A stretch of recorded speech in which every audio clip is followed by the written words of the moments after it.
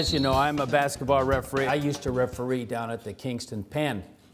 And so I got a speech last week. Marie and I, my wife, went down to the Kingston Pen so I could rehearse this speech. And if anybody's hearing it for the second time, at the end, I got to tell you Marie's evaluation of this speech. If you really want to succeed during these turbulent times, there's no substitute like being innovative with a positive attitude. I invented a product, the Fox 40, and I had 2 prototypes and a debt of $150,000. I loved them. They were ultrasonic, 3-chamber, P-less whistles, shiny, beautiful. Got assigned to work the Pan American Games in Indianapolis, went down there, checked into the dormitory where 400 referees live, and I put the 2 whistles under my pillow. If you had 2 whistles worth $75,000, they'd be under your pillow. And I got up at 2 o'clock in the morning with 400 referees sleeping in this dormitory. I put my heels up against the wall, and I go like that. 400 referees came running. All you could see was white underwear. They said, "What is it?" I said, "What is it?" "It's a Fox 40. Can we buy it?" "Nope.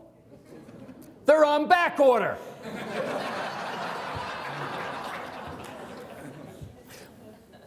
That next day on a picnic table, I sold 20,000 Fox 40s at $6 US. The exchange then was great, 32%. I made my $150,000. Today, we sell 40,000 Fox 40s every day in 100 countries, and every single whistle for 22 years has been made in Canada by Canadians.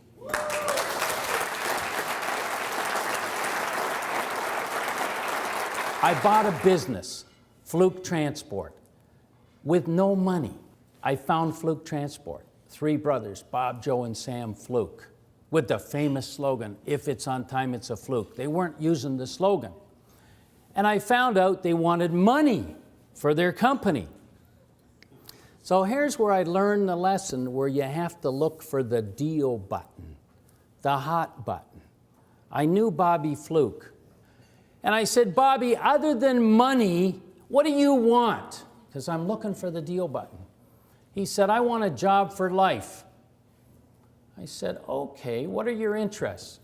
He said, "Well, I basically have 3 interests: trucking, women, and more women." I said, "You sound great to me. You got a job for life. But here's the deal. Here's the deal button. You have to convince your 2 brothers to take the money for the company over time." He said, "Done." So I got Fluke Transport by looking for the deal button. I founded a warehouse company with no money. I went out and found this building, 250,000 square feet, called Allen Industries. And it was owned by a fellow named Mr. Jacobs from Dayton, Ohio. They called him Dick Jacobs, Big Dick. So I called Mr. Jacobs and I said, "You've got a building in Hamilton, 250,000 square feet. It's costing you $1 million to operate it." And he said to me, "Sonny boy, tell me something I don't already know." So I said, "Well, I'd like to rent 1 corner of it, 43,000 square feet. He said, "Done." Now I'm into warehousing. No money. You should never let money stand in the way of motivation. So one day I get a call from Big Dick. And he said to me, "Fox, are you using more than 43,000 square feet in my 250,000 square foot building?" I said, I'll have to check.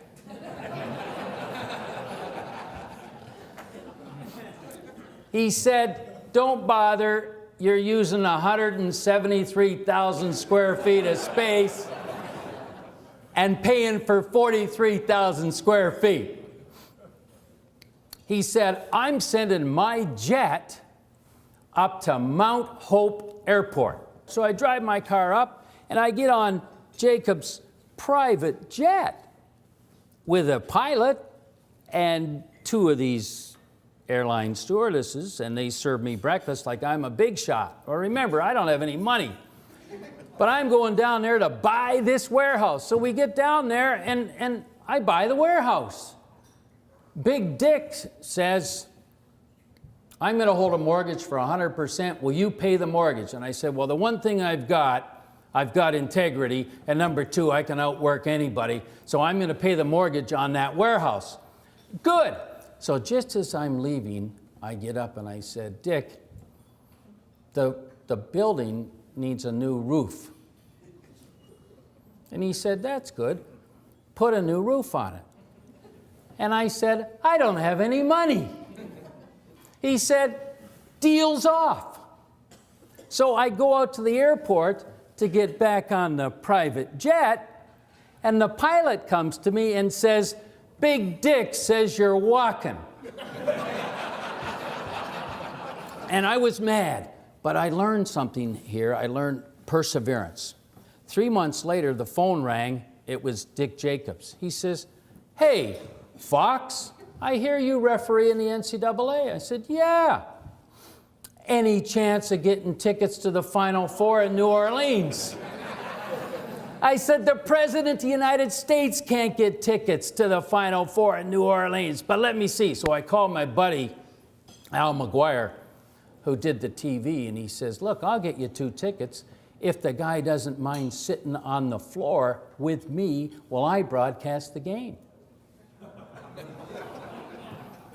So I called him and I said, I got you 2 tickets to the Final Four. And he says, and I'm putting a new roof on that warehouse and you own it. I need to finish with Marie's evaluation of this presentation. Marie evaluated this presentation for me last week, and she said, Ron, in a 20-minute speech, you missed several opportunities to sit down and shut up. I'm out of here.